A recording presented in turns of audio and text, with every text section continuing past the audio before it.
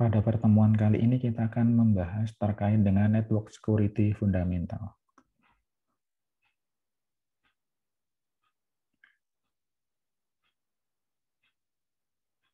Oke.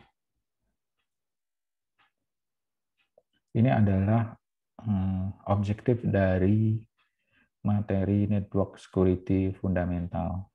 Jadi yang pertama adalah terkait dengan ancaman keamanan, yang kedua terkait dengan network attack, ketiga terkait dengan network attack mitigation, yang keempat adalah terkait dengan device security.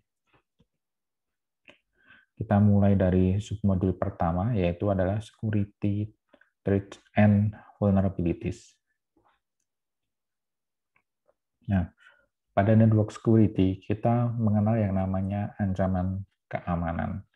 Jadi, ancaman keamanan itu bisa bersumber dari pertama adalah pencurian informasi, kemudian data loss and manipulation, jadi kehilangan data dan manipulasi data, kemudian pencurian identitas, kemudian disruption of service. Jadi ada 4 elemen ini yang mungkin bisa menjadi sumber untuk ancaman keamanan. Sedangkan pada vulnerabilities, ada 3 jenis atau 3 kategori vulnerabilities. Yang pertama adalah technological vulnerabilities. Jadi contohnya adalah terkait dengan kelemahan operating system, kemudian kelemahan dari suatu protokol dan sebagainya. Jadi tentunya ketika membangun suatu sistem operasi ataupun aplikasi ataupun suatu implementasi tertentu itu pasti ada kelemahannya. Dan dari sisi teknologinya itu berarti masuknya ke dalam technological vulnerabilities. Kemudian ada yang kedua configuration vulnerabilities. Jadi configuration vulnerabilities ini ada permasalahan terkait dengan konfigurasi. Jadi contohnya misalkan kita melakukan konfigurasi web server. Nah, kemudian kita melakukan beberapa kesalahan konfigurasi sehingga orang yang harusnya tidak bisa mengakses suatu halaman atau mungkin suatu file yang ada di dalam web server itu bisa diakses oleh orang yang tidak berhak karena adanya kesalahan pada konfigurasi web servernya. Nah, itu maksudnya adalah ke configuration vulnerabilities. Kemudian ada yang berikutnya, yang ketiga adalah security policy vulnerabilities. Jadi ini terkait dengan penggunaan suatu teknologi ataupun aplikasi, ataupun bahkan mungkin nanti hardware, tetapi tidak menggunakan prosedur yang benar. Jadi contohnya misalkan bahwa ketika kita menggunakan komputer, harusnya kita login, kemudian setelah selesai kita harus log out. Standar yang benar seperti itu. Nah, tapi kebanyakan ketika kita sudah login, kita bekerja menggunakan file-file yang mungkin bisa dibilang penting atau sensitif, kita kadang tidak melakukan logout ketika kita meninggalkan device kita atau kita meninggalkan komputer sehingga orang lain bisa mengakses. Jadi itu ada permasalahan terkait dengan standar-standar pedoman keamanan jaringan dan informasi. Jadi sumber dari permasalahan ini tidak hanya dari sisi user, tapi terdiri dari banyak aspek. Jadi tidak hanya dari sisi user, tapi bisa juga dari pengolah dan sebagainya. Intinya di situ pedoman keamanan tidak diikuti, sehingga menimbulkan suatu ancaman keamanan. Nah, itu adalah masuknya ke dalam security policy vulnerabilities. Nah, terkait dengan keamanan fisik dari si network sendiri, itu ada 4 ancaman, yaitu yang pertama terkait dengan ancaman dari hardware. Contohnya apa? Kerusakan dari suatu hardware-nya itu. Contohnya misalkan kita punya server, kemudian rusak, nah itu menjadi suatu ancaman tersendiri. Jadi kalau misalkan servernya rusak, kemudian nggak bisa diakses, ataupun data yang di dalamnya rusak, itu menjadi masalah tentunya. Nah, itu masuknya ke dalam hardware threat atau ancaman dari sisi hardware. Kemudian ada juga ancaman dari sisi lingkungan atau environmental threat. Jadi contohnya misalkan kita memiliki server yang di dalamnya terdapat banyak data yang penting atau data yang sensitif. Tetapi ketika kita menggunakan server, kita meletakkan server tersebut pada suatu ruangan yang mungkin tidak terstandarisasi secara baik. Contohnya, dia tidak menggunakan AC ruangan tersebut, sehingga si server tersebut menjadi panas. Nah, itu menjadi ancaman juga. Kenapa? Ketika kondisi ruangan tersebut menjadi sangat panas, otomatis itu dapat membuat kerusakan pada hardware atau server tersebut. Jadi seperti itu. Kemudian ada ancaman terkait dengan electrical. Jadi contohnya terjadi lonjakan listrik, atau mungkin listrik mati dan sebagainya. Otomatis ketika terjadi hal-hal seperti itu dapat menyebabkan kerusakan juga pada hardware. Dan otomatis juga layanan yang digunakan itu juga akan ikut mati. Jadi seperti itu. Oleh karena itu ada beberapa solusi, misalkan kita memberikan suatu power cadangan. Jadi pada server kita berikan power cadangan, sehingga ketika misalkan ada permasalahan di listrik, kita bisa menghandle atau memitigasi risiko dari ancaman electrical ini. Kemudian terkait dengan maintenance threat. Jadi contohnya penggunaan kabel yang tidak standar, atau penggunaan hardware yang tidak sesuai dengan fungsinya, itu bisa juga menyebabkan permasalahan. Nah, ini adalah masuk ke dalam maintenance threat. Jadi segala hal ada standarnya, dalam artian ketika kita menggunakan hardware ataupun sesuatu yang tidak sesuai dengan standarnya, otomatis bisa menyebabkan kerusakan. Jadi seperti itu. Berikutnya adalah kita masuk ke submodul network attack. Nah, di network attack ada juga yang disebut dengan malware. Jadi malware itu adalah sebenarnya suatu program yang mungkin bisa digunakan untuk merusak data atau apapun, atau mungkin mencuri informasi dan sebagainya. Intinya itu adalah suatu program ilegal yang biasanya digunakan untuk proses penyerangan suatu layanan IT. Nah, beberapa tipe malware itu adalah yang pertama ada virus. Jadi kalau virus itu biasanya menyebar menggunakan suatu media, entah itu file atau apapun. Nah, itu berbeda dengan nanti worm. Worm itu sebenarnya juga mirip virus, jadi bisa mereplikasi dirinya, tetapi dia stand alone software, dalam artian tidak membutuhkan suatu host program untuk menyebarkan permasalahan pada layanan IT. Beda dengan virus yang memang perlu diaktifkan biasanya dan memang ada host programnya.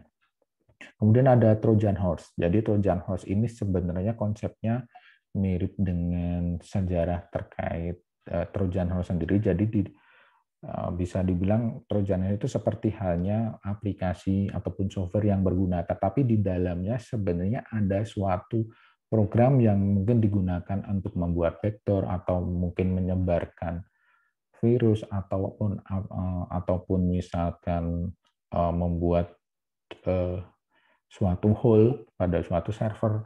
Nah, seperti itu. Jadi Trojan Horse itu seperti itu. Jadi biasanya digunakan untuk membuat vektor. Seperti itu. Nah, kemudian ada reconnaissance attack. Jadi pada network attack itu ada beberapa klasifikasi utama, yaitu pertama adalah reconnaissance attack, kemudian access attack, dan denial of service. Jadi reconnaissance attack ini adalah sebenarnya proses mapping dan pencarian informasi terkait dengan sistem yang akan diserang. Jadi contohnya terkait port apa saja yang terbuka, kemudian aplikasi apa saja yang ada, mungkin bahkan vulnerability-nya apa saja yang ada. Jadi ketika mau melakukan penyerangan, si attacker sudah tahu sistem yang digunakan apa, kemudian lubangnya di mana. Jangan sampai misalkan si attacker itu pengen menggunakan suatu tools attack yang berbasis Linux, ternyata di sana di targetnya ternyata sistemnya merupakan berbasis Windows. Jadi tidak sesuai oleh karena itu biasanya attacker menggunakan tahapan reconnaissance ini. Kemudian ada access attack, jadi ini adalah proses untuk mendapatkan akses di target. Ya, bisa berupa data ataupun akun dan sebagainya. Kemudian ada juga namanya denial of service. Jadi bisa dibilang bahwa denial of service ini membanjiri target dengan ya bisa paket atau apapun. Intinya membuat suatu target itu tidak dapat diakses ataupun layanannya jadi down, layanan IT-nya jadi down dan sebagainya.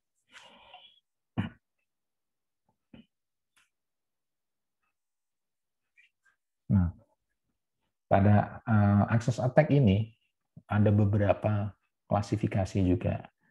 Yang pertama adalah password attack. Jadi bagaimana cara mendapatkan password, tentunya tidak hanya password, tapi secara utuh ya, ada akun, ada username, dan password. Ya, contoh yang digunakan adalah menggunakan Trojan horse tadi, kemudian melakukan paket sniffing, jadi kita melakukan penyadatan terhadap paket yang lewat, kemudian juga menggunakan brute force, jadi brute force ini menebak password. Nah, untuk proses brute force ini biasanya membutuhkan resource yang besar dan waktu yang cukup lama. Berbeda halnya dengan packet sniffing ataupun menggunakan Trojan horse. Kemudian ada berikutnya adalah trust exploitation. Jadi si attacker dia menggunakan unauthorized privilege untuk mendapatkan akses ke sistem ataupun ke target. Kemudian ada port redirection. Jadi si attacker ini menggunakan fungsi dari port redirection untuk mendapatkan akses dari user ataupun intinya dari user yang bisa mengakses ke target sistemnya. Kemudian ada man in the middle attack, jadi tipe penyerangnya atau attackernya itu berada di antara user yang asli dan targetnya. Jadi di situ nanti kita bisa melakukan modifikasi data sehingga data yang diterima di target itu bisa berbeda. Jadi seperti itu. Nah, ini terkait dengan DOS tadi. Jadi biasanya penyerang menggunakan berbagai macam metode yang intinya adalah membanjiri target dengan suatu paket atau apapun yang intinya untuk membuat down si target. Nah, DOS ini ada tingkatan yang mungkin lebih atasnya, yaitu adalah DDoS atau Distributed Denial of Service. Jadi penyerang atau attacker itu tidak hanya menggunakan satu sistem untuk melakukan penyerangan, tapi dia menggunakan banyak sistem untuk melakukan penyerangan, bisa berupa manusia asli ataupun bisa menggunakan semacam bot. Jadi intinya penyerangnya tidak hanya satu, sehingga ini efeknya akan lebih cepat dibandingkan yang dilakukan oleh single attacker. Ini seperti itu. Oke, berikutnya adalah terkait dengan network attack mitigation. Jadi mitigation itu adalah proses untuk mengurangi resiko ancaman tadi. Jadi ketika ancaman keamanan itu memberikan dampak yang mungkin bisa dibilang negatif ke pemilik sistem, nah kita perlu mempelajari terkait dengan proses mitigasinya. Jadi si pemilik sistem harus tahu bagaimana cara meminimalisir resiko dari ancaman keamanan jaringan tadi.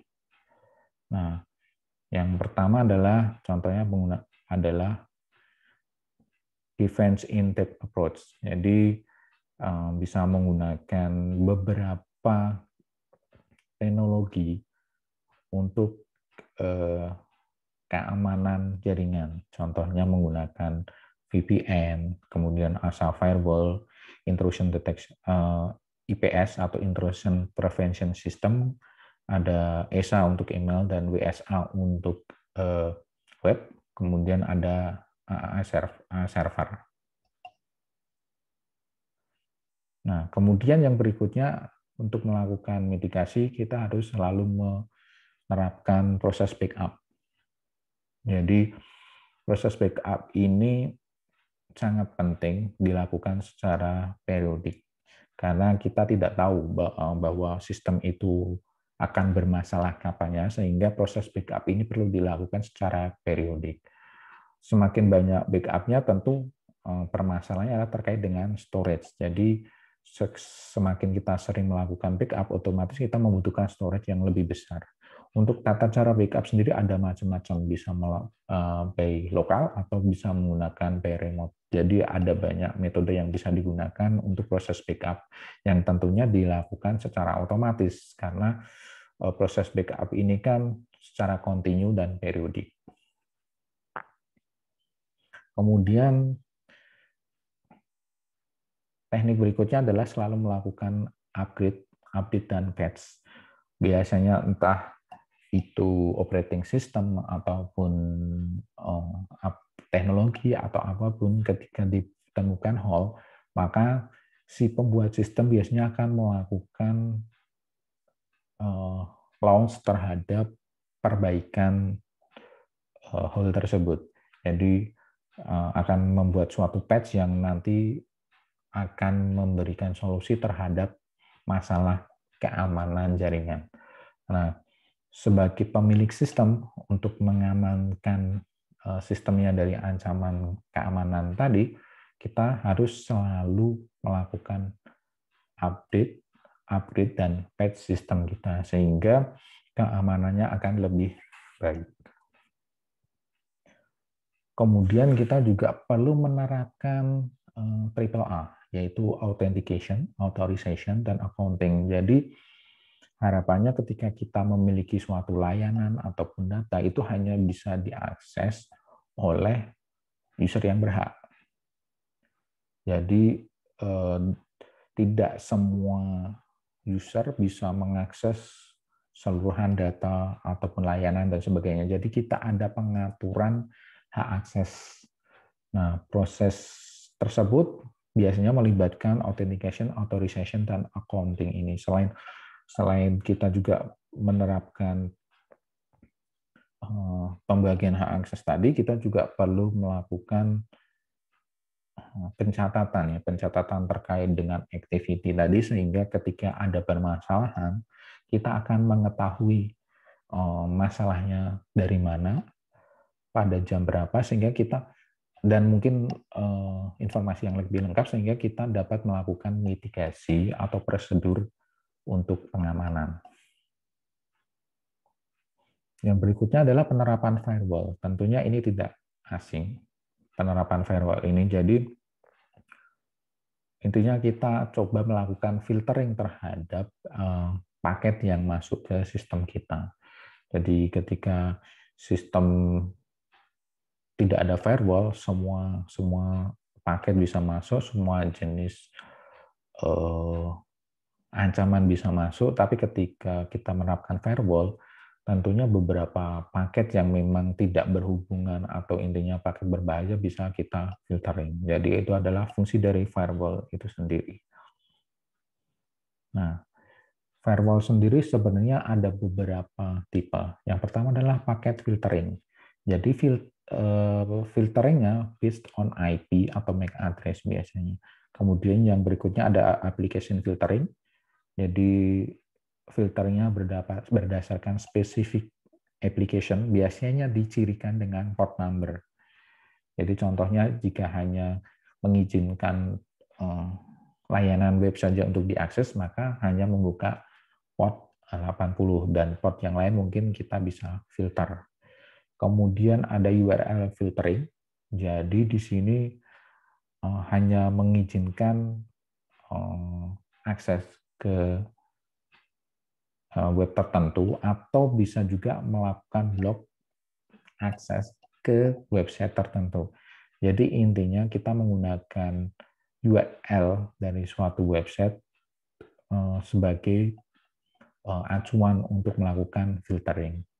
Kemudian ada stateful packet inspection. Nah, ini mungkin lebih detail lagi. Jadi paket yang datang itu gampangannya diteliti lebih detail, diperiksa lebih detail, lebih rinci, sehingga jika ditemukan suatu ancaman pada paket itu, mungkin suatu instruksi atau program yang memang itu tidak sesuai dengan layanan dan itu merupakan mungkin program yang berbahaya, contohnya ternyata berisi malware, nah itu bisa kita filter jika kita menerapkan firewall dengan tipe stateful packet inspection. Nah, tapi yang jadi permasalahan adalah ketika kita menggunakan tipe firewall SPI ini, karena dia memeriksanya terperinci, maka membutuhkan resource yang lebih besar dan waktu pemeriksaan yang lebih lama dibandingkan dengan jenis firewall yang lainnya. Tetapi memang hasilnya bisa lebih detail, lebih spesifik jika dibandingkan dengan yang lain. Jadi tergantung nanti kebutuhan dari si user seperti apa. Jadi bisa juga kita terapkan keseluruhan dari tipe ini ataupun kita hanya menerapkan beberapa saja sesuai dengan kebutuhan keamanan yang ada pada user tersebut. Yang berikutnya adalah terkait dengan endpoint security. Jadi pada proses pengamanan tidak hanya sekedar kita mengamankan server atau device network seperti router dan sebagainya, tapi dari sisi user, dari endpoint juga perlu ditambahkan keamanan sistemnya. Jadi user bisa mengakses server, user bisa mengakses misalkan router dan sebagainya. Jadi masalah misalkan ternyata ada masalah keamanan di sisi usernya. Contohnya akunnya ternyata tersimpan di web browser, kemudian orang yang tidak berhak itu ternyata bisa melihat akun tersebut. Jadi usernya terlihat, passwordnya terlihat, otomatis si attacker atau user yang tidak berhak itu bisa mengakses layanan ataupun data-data yang ada di jaringan, entah itu di server ataupun mungkin layanan di router dan sebagainya. Jadi sebenarnya permasalahannya bukan dari attacker langsung menyerang ke server atau ke sistem layanan IT-nya tetapi si attacker justru menggunakan kelemahan yang ada di endpoint tadi untuk melakukan attack ke server ataupun ke sistem secara IT pada suatu perusahaan secara keseluruhan. Jadi seperti itu. Oleh karena itu, kenapa endpoint ini juga perlu penerapan keamanan juga. Ya salah satunya mungkin bisa menginstal antivirus, kemudian menerapkan prosedur pengamanan endpoint. Contohnya tadi misalkan ketika kita menggunakan laptop, ya kita misalkan sebisa mungkin adalah setelah login dan selesai menggunakan kita harus logout sehingga orang tidak bisa melihat atau menggunakan data-data yang ada di laptop kita. Oke, demikian modul terkait dengan network security Funda. Cukup sekian dan terima kasih.